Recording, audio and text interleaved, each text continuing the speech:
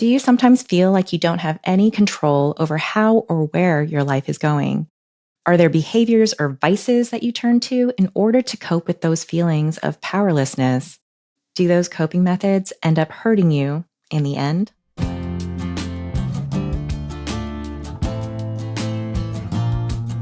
This is Tips from an ADHD Coach, and I'm your coach, Jaye Lin. Today, we're talking about how coping methods like impulsive spending can help us through difficult feelings in the moment, but create consequences in our future. We're going to hear from Ellyce, who was on another Understood.org podcast, ADHD Aha, on the factors that encouraged her impulsive spending. So I was impulsively booking trips all the time. I was impulsively just shopping. I was a student, keep in mind, so I did not have the means to do so.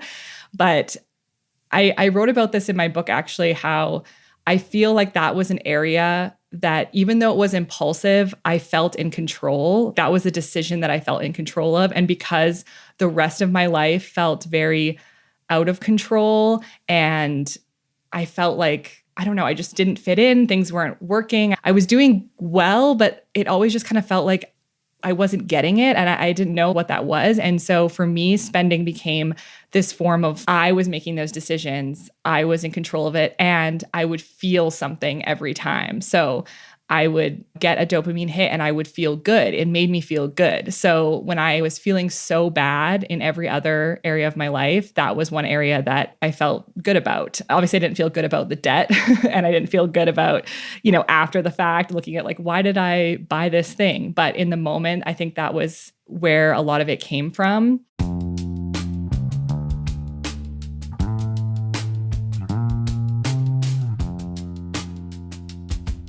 I am so in awe of the self-awareness Ellyce has right here. It is so easy to just discount what is happening as being impulsive because with ADHD, we can have higher rates of impulsivity in general.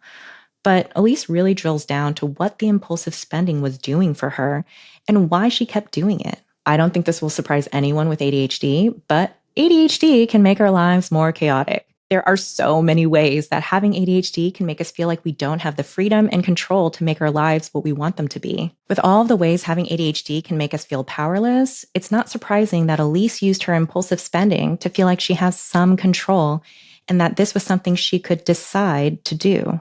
It was a way for her to take her interests and intentions and actually follow through on them. She wanted to go on a vacation, so she booked a trip. She had a hard time cooking for herself, which is really frustrating. So she went out to dinner at a restaurant. Her impulsive spending was directly tied to her need to feel like she was doing something about all these parts of her life where she would otherwise feel powerless. In those moments, she was taking control of her life.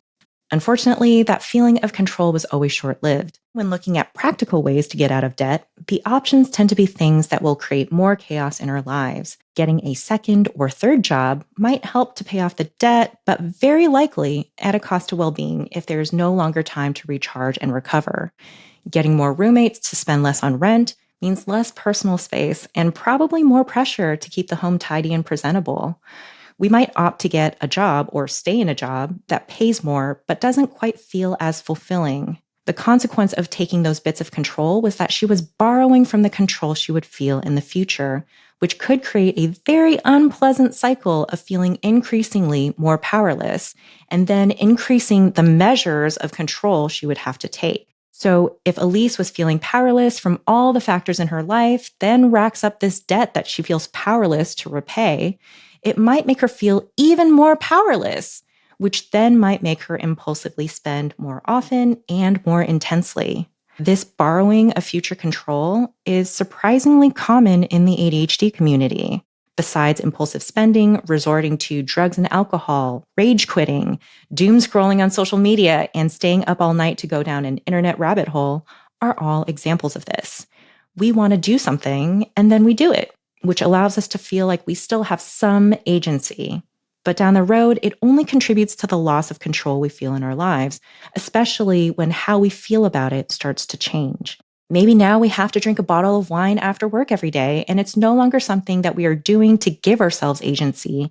It's taking it away.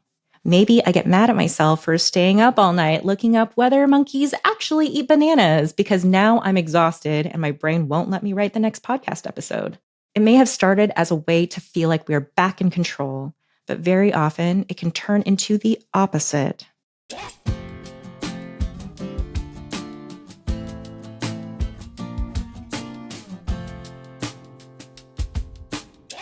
So what can we do if we find ourselves resorting to something like Ellyce's impulsive spending, where we are ultimately sacrificing future control to feel a little more of it in the moment?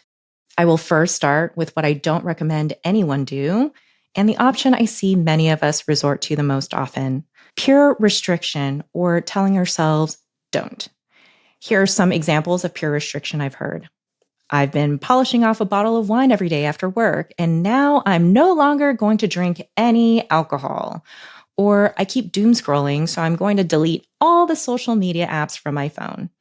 Or to use Ellyce's example, I'm impulsively spending, so now I'm not allowing myself to go on any trips, go out to dinner, or spend any unnecessary money on myself. By the way, she doesn't do that, and I'm so glad. The problem with pure restriction is that this behavior we were resorting to does serve a purpose for us. They're actions that relieved the huge pressure of discomfort and loss of control in our lives. Pressure and feelings can be much more intense and frustrating for us due to emotional dysregulation, so it can feel overwhelming, like suffocating. So what happens when we just take away the thing we are doing that relieves that pressure? Very often, that pressure, those emotions, that discomfort keeps building and building until there is a breaking point. We can be emotionally wrecked, and very often we come rushing back to what we were doing before as a way to cope. So, if you are in an unwanted cycle of borrowing from future control, here's what I do suggest. Find the things you can do to relieve that pressure that don't borrow from the future. It might take some serious brainstorming and paying attention to how you respond to things in your life to figure it out, but those things are out there and they're different for every person. For me, taking a long, extremely hot bath and listening to a podcast episode in the dark for 25 minutes makes me feel really intentional and centered, and it doesn't cost me anything, both in the present and in the future. Generally, the practice of mindfulness or being present is good for moments when everything feels like it's too much. Sometimes the things I do to relieve that pressure are more specific. At moments when I feel powerless, hopeless, and defeated, I watch Everything Everywhere All at Once and cry my little face off. Yes, even the crying is intentional. When I do this, the crying helps relieve the tension from all the emotions I'm feeling, and the message inspires me to go after the things I care about again. Once again, doing this doesn't rob me of my future stability. If anything, it helps with that. I have different movies on hand to address specific feelings I'm having, like Encanto when I'm feeling lonely about being different from everyone else, and Heart and Souls when I'm dealing with grief and loss. Your movies will probably be different from mine, and that's not only okay, it's wonderful. Find the movies that you find healing to your soul. If you really can't find a coping method that fits what you need without borrowing from the future, Ellyce's tip from her interview is pretty great. She has an allowance card that only has what she feels good about impulse spending each month. She can't spend over the determined amount, but she can spend within the limit as freely as she wants. I love this because she isn't putting impossible restrictions on herself or depriving herself of something that helps with her emotional well-being. She's really just putting up guardrails so she can get what she needs from impulsive spending without the danger of going into excess.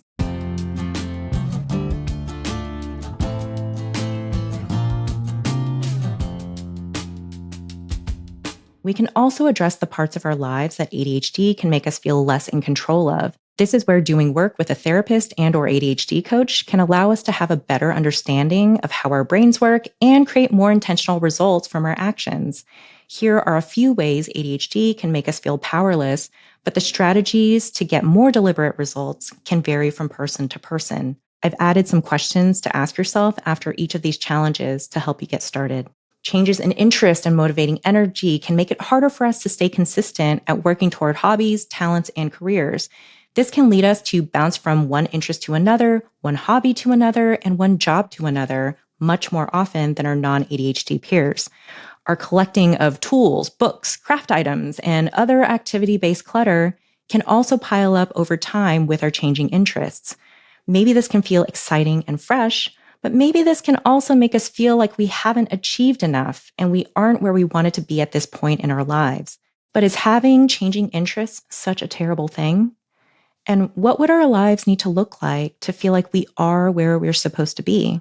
We can also feel like we aren't quite able to fit in because our executive dysfunction, difficulty in regulating our emotions, our sensory sensitivities, and other ADHD traits can lead us to experiencing and reacting to life very differently than other people.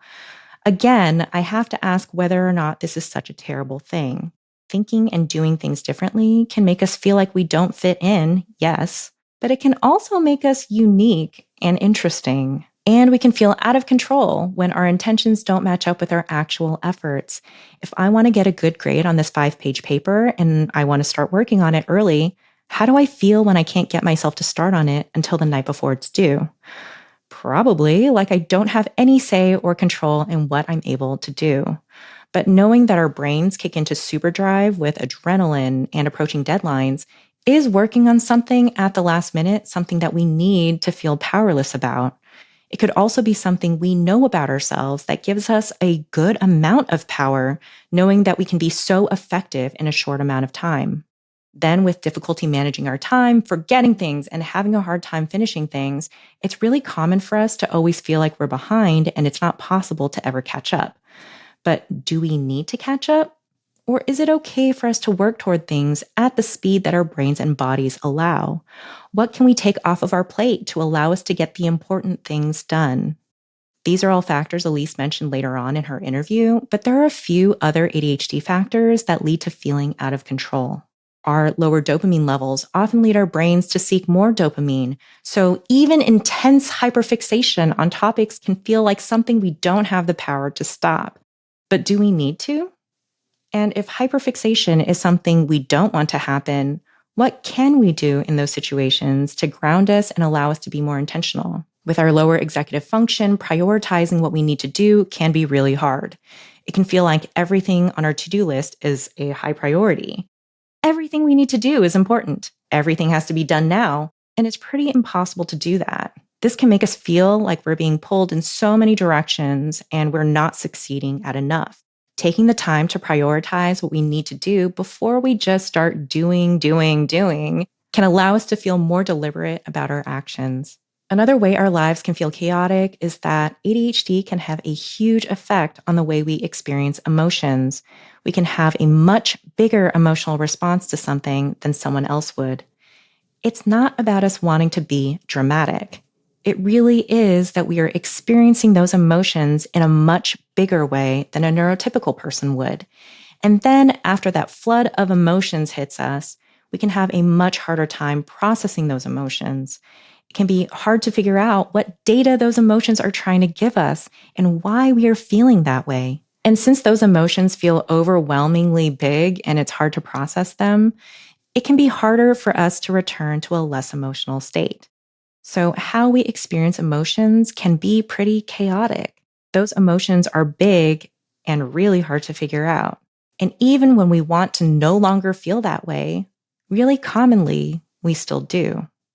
So what can we communicate to others when we need time to feel and sort through those emotions? What process can we put in place to make the emotional piece more approachable for us? It can be hard to feel satisfied with what we're doing when we have unrealistic expectations for ourselves. Many of us with ADHD expect greatness from ourselves in every aspect of our lives. Like, if I'm going to cook dinner, it has to be this really cool, really interesting recipe from scratch. If I clean my room, the result has to be absolutely spotless, perfectly organized, and dust-free, or it's not worth me even trying. But if the executive dysfunction of ADHD makes cooking a complex recipe more difficult and makes the process of cleaning my room more intimidating, falling short of greatness is not only more likely, but also pretty devastating. And in moments where we feel like we're constantly dissatisfied with what we've done and who we are, that feeling of powerlessness can grow pretty quickly. It can be so freeing So relieving to start giving ourselves grace and be compassionate with ourselves with what we can reasonably do. I'm a former food truck and restaurant owner. I went to culinary school. I can cook an excellent meal from scratch. And also, there are so many days when I really can't. Sometimes I'm not in a great headspace or I've used up all of my energy for a busy work week. In the past, I would use this as fuel to be mean to myself and feel like I'm not able to do what I want to in life. Being at peace with myself on those days as I microwave frozen dumplings or heat up a cup of noodle goes a long way in preventing negative self-talk and also preventing the need to reach for something that will borrow from my future agency. Those frozen dumplings are still a form of me taking control over my life and my emotions. Tackling a tough chore, even when the results won't be perfect, is a deliberate choice I get to make. Scheduling time for me to work on projects close to their deadline is something that makes me feel like I have the power to get it all done when my brain is at its best. And letting go of a previous hobby to make room for another one is something I can do with intention. What makes us feel powerless can also be what makes us feel powerful. All it takes is a change in perspective. The impact of ADHD can sometimes make us feel powerless, and we can resort to coping methods like impulsive spending in order to feel a tiny temporary moment of control in our lives. But sometimes that coping method, like impulsive spending, creates even more chaos for us in the future. So we are establishing control in our lives by borrowing from the control we'd have in our future. Pure restriction of that action often has negative outcomes because we are also restricting ourselves from the benefits of that coping method. But if we establish coping methods that don't cost us anything in the present or future, set guardrails for our current coping methods so they don't hurt us down the line, and have more reasonable expectations for ourselves, we can give ourselves the agency that benefits us in life without the harsh consequences. That's it for today. Thanks so much for listening. If you have a challenge that you'd like me to talk about on air or would like to just say hi, you can email us at adhdcoachtips@understood.org. You'll also find links to anything mentioned in the show and more resources in the description below. Make sure to subscribe to our channel for more content like this, and I hope to see you next time. Tips from an ADHD Coach is produced and edited by Jessamine Molly and Margie DeSantis. Our theme music was written by Justin D. Wright, who also mixes the show. Ilana Milner is our supervising producer. Brianna Berry is our production director. Neil Drumming is our editorial director. For the Understood.org network, our executive directors are Laura Key, Scott Koshier, and Seth Melnick. And I'm your host, Jaye Lin. Thanks for listening.